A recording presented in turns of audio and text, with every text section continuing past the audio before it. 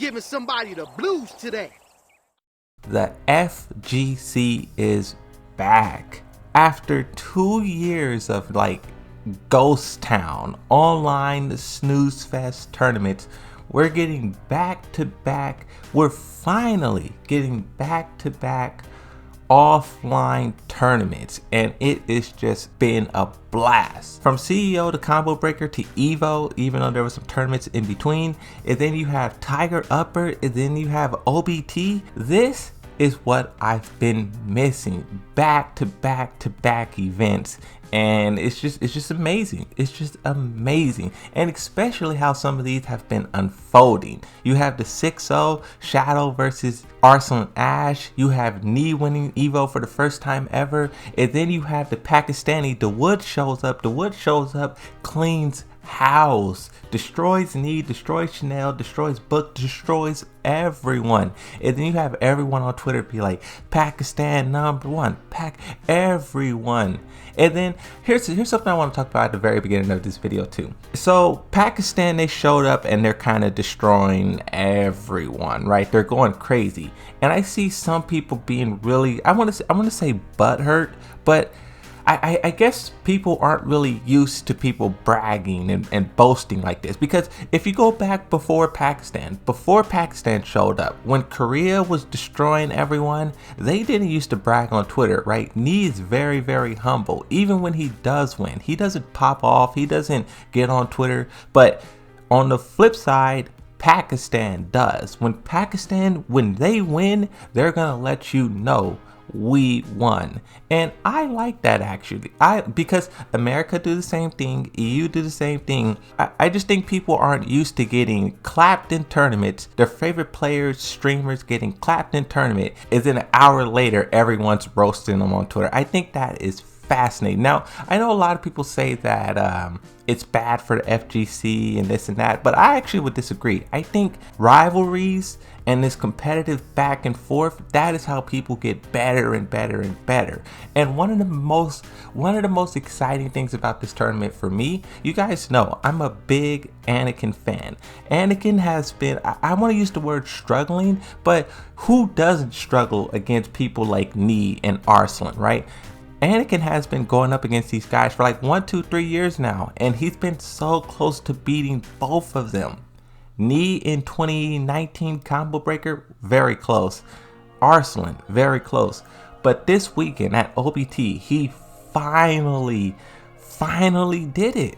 It was crazy. And not only did he beat him, that was in losers. Loser go home. He knocked Arslan Ash out the turn. I was just proud of Anakin in that moment, because I think the score between them two is 4-1. Arslan beat him 4 times and Anakin finally got one, and that is a big one, because it's impossible until someone does it. Now that Anakin beat him, now he'll be more confident the next time around, and he'll be able to do it again and keep on working, right? That's how, and I really want to stress this. Some people see this back and forth on Twitter as like toxic, but I think it's far from that.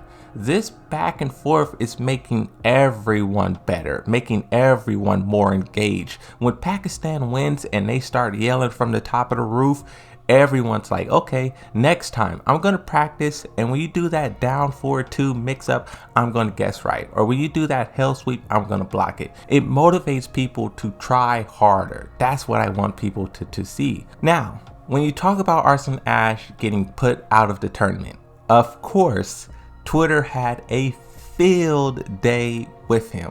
Whew. And I was just talking about this with Knee. Last week at the Tiger Upper tournament, I was just talking about this. Knee got blew up by Alyssa, and then everyone went back and found old tweets where he was saying Alyssa is C tier and rubbing that in his face. Now it's Arslan's turn. Arslan was saying Pakistan is #1, and now everyone is like, you know, you just got blew up by Anakin. And I kind of like here too how Arslan is embracing it. Let's look at some of these tweets. The first one I want to look at says GG's at Anakin. That's 5th place for me, giving respect to Anakin for knocking him out of the tournament. Arslan says, okay, I should not have said Pakistan is the best, but it's still the best. I love that. Like, I shouldn't have said it, but I will say it again. And let's talk about Joker for a little bit. Joker is Pakistani, but also from the UK, I believe, somewhere in Europe. But Joker is kind of like two. When he wins, the UK is going to pop off, or the EU is going to pop off, and then also Pakistan is going to pop off. And I know a lot of people's been talking about Joker using Fang. Joker kind of was the one who really has been the Fang player. Like in these past tournaments, if you go back and you see if you see a Fang on the screen, it's either going to be Ni or it's going to be Joker. That's just how the odds are. But the fact that he switched to Heihachi and he won with that character, I was just proud of that moment, because it shows that these guys just aren't being carried by top tiers. People always say, oh, well, you only could play Akuma, or you can only play Geese Howard, you can only play Fang. When they switch to someone who's not top tier and they do well, that's when you realize it's not the character, it's them. And that's just one less thing that people can sort of critique and try to criticize and all this stuff, right? Let's look at another tweet. Arslan tweets out, "Loser run again, LOL." One of the tweets that I thought was really funny, you have the tweet here from Arslan Ash says, "How many times we have to prove that Pakistan is the best region of Tekken." This is the tweet that set Twitter on fire, a week ago. After Arslan Ash lost to Anakin, Chanel responds and says, "Arslan Ash is so much fun." A tweet from Speedkick says, "The way Twitter looking right now may need that win." Now, while all this is going on, this back and forth, who's better than who, Tekken 7 starts trending. It's trending. Not only is Tekken 7 trending, but Arslan is also trending. Twitter is going so crazy about this Pakistan versus EU versus Anakin versus Korea. It's trending. And this is why I say not toxic. There may be some toxic people who's taking it too far, but this kind of rivalry is why we love Pakistan in the first place. When they first showed up and they wiped out everyone, it was like a new saga of Dragon Ball Z. No one knew what was going to happen. And one thing that I've been saying too about Arslan Ash, now is when he's really going to be tested, because Arslan Ash is definitely one of the best in the world, right? Also Ni. But the difference between Ni and Arslan is that Ni is not just one of the best in the world, he's one of the best, or the best, to ever play Tekken. And the reason why that is because he's been dominant for a very long time. Yes, Arslan is good now, but he's going to have to continue being good if he wants to reach that kind of status of Ni. Like, what I think about is in Tekken 8, right? That game's going to come out in like 1-2 years, something like that. Arslan, if he dominates the whole entire Tekken 8, or if Pakistan, imagine that, Pakistan dominating the whole entire life cycle of Tekken 8. Then that's when you start saying like, okay, these guys might be the best ever.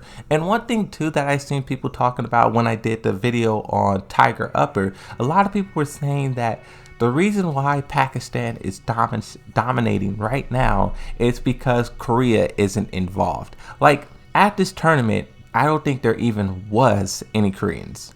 Tiger Upper, there was few, but I really want to see more of these Pakistanis travel, because there's a lot of them who are really, really talented. But also Korea and Japan.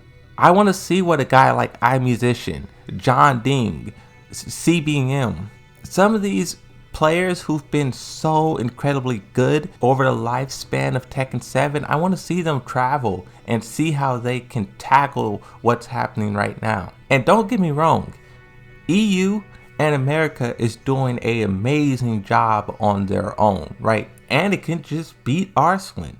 Joker just won the tournament. Super Akuma was in grand finals too, right? There's no, let me say this. In all of Tekken, this is the most competitively equal skilled it's been. I know that's a weird sentence, but this is what it means. Every region has a chance of winning. A tournament can happen and you won't know if Ni wins, if Arslan's gonna win, if Super Akuma, if Anakin, if anyone can win it. And that's what makes it so good when everyone has a chance. Everyone has top players. It was crazy. And K-Swiss, I almost forgot about K-Swiss. K-Swiss, incredible content creator, but also an incredible Hamron player. Now, K-Swiss kind of been underperforming in some tournaments recently.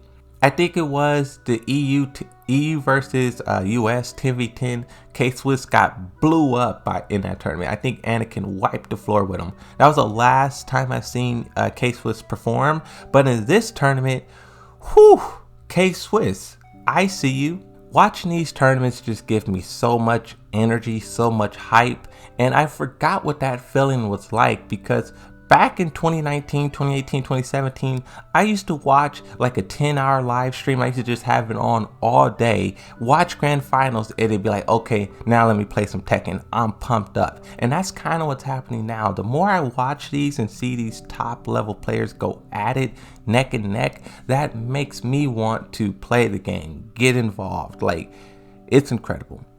I just want to make this video and just talk about what's happening. And I really like how it's like, even though it's like rivalry, like it's getting ugly, right? People getting scorched on Twitter. You have Twitter, but it's a part of the game. We need this competitive back and forth. Like I said, trending Tekken 7 and Arslan. That's amazing. For a game that's like 7 years old, that's amazing. I always given so much credit to the commentators, to the players, for how successful Tekken is, and this is why. Tekken 7 is trending literally because the rivalries that's forming inside these tournaments, right? The community is so important to this game, and in this video, I just wanted to share my thoughts on it. I think it's really exciting, and I can't wait to see what happens as the Tekken World Tour continues, and also as we get into Tekken 8. It's going to be amazing. But in this, and that's the thing too, Tekken 8, that's going to be a fresh slate. Everyone is masters at the game. In Tekken 8, we're going to have to learn the game over, and it's going to be a race between who can figure out the meta first. We'll talk about that when we get closer to it, but man, that's going to be it for this one.